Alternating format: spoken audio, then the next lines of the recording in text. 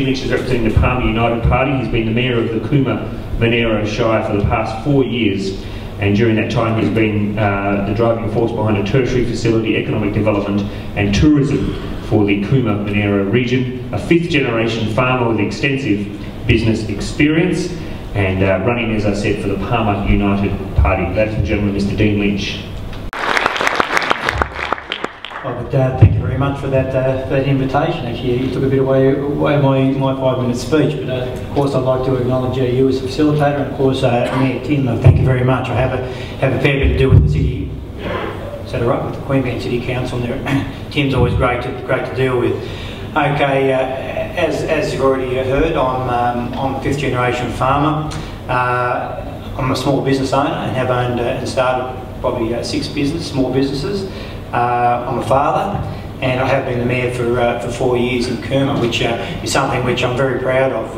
It's one of those jobs where I was probably one of those cases probably in my life where I'm sort of a put up or shut up sort of person, really. I thought that things weren't happening well in my shire.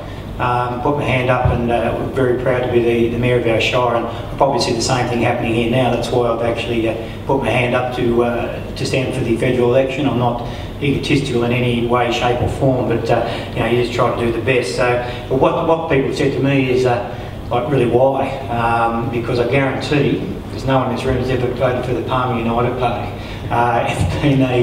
It's one of those things. I never thought I would have been standing for it, but I was approached by one of the major parties, but the major party scene, being hamstrung, didn't suit me, because I felt that you really need someone to represent you, someone who lives and breathes the region which I've been brought up in, and that's really what I'm about. And as this sort of rolled out, and actually of all people to bring me and probably hassle me to a certain degree, was Clive Palmer.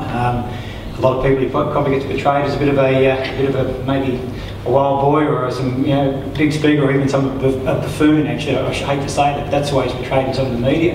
But he actually is a humble family man and a great guy. And I'll tell you, you can probably make a few $100,000 or $1 million by chance, but making $1 billion, you've got to know what you're doing. And that's probably where it's got me behind it, because it's really the business model that I'm really worried about as a mayor and dealing with state and federal politicians.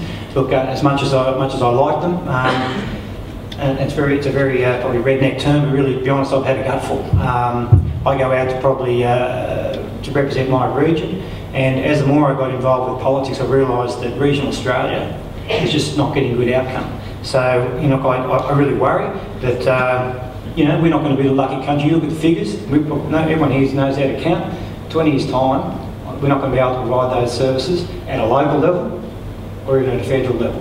So we really need to get this business model right. So whoever goes into government, I mean, it's a fair ask to say the Palmer Party is going to be ruling this country. I'm not saying we are, but I'd love to think we're having 140 candidates standing around the country, and I'd like to think that we're going to have hopefully a balance of power, and look, and it'll be a good thing, it really will.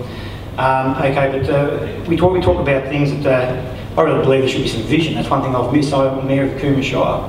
The Snow Mountain Scheme, and that was a time when governments truly had some vision. Started by the Labor government, followed through by successive Liberal governments, 25 years to build, and we still are reaping the benefits of that today. I do wonder about where that vision's gone. I know Mike will talk about the NBN. I'm not quite sure about that business model yet, but full credit, it is a bit of vision, but probably not my vision.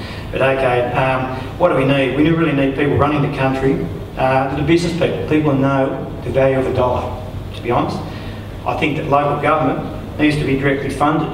We heard Mayor Overall just speak a minute ago about the issues here. Like, it's the same in all regions. Here we're talking about Elliston Drive, you talk about Seaford Oval. These are projects, this is where I said I had a gut for. You go out with your cap in your hand all the time. It's been, over a period of years, 40 years, local government has not been correctly funded. And we're actually, they've got a hide to say we're inefficient. Is that a minute to go? Okay, right. Okay, so we've got a high being inefficient, but I think it goes further, it goes above that. So it's something people have got to be aware, local governments have got to be funded right. We need to right the wrongs. Veterans Affairs have been a flaming shamble, and it's about time these sort of things have got to be addressed. It's one thing that we've got a really good policy, the Palmer United, and I think the other parties need to follow along with this. Why is it that veterans are only, their pensions are only risen by CPI when our old age pensioners, it's male total weekly earnings, so they've got behind. So actually we've highlighted that to fix this problem, $160 million over 4 years, and it's going to be backdated 20 years. So why not? And it should happen.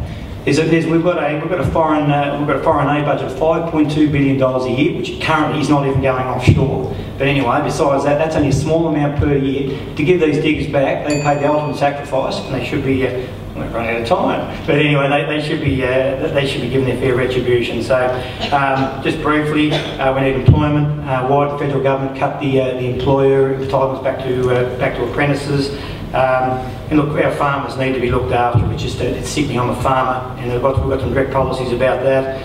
Look, you just need to vote for me, the Palmer United Party. We really are a true alternative. Please, if I do nothing else after this election, if I can just make people think differently about who you vote for, I've done a good thing. If I'm not elected, I think that's a legacy that I will leave. So thank you very much.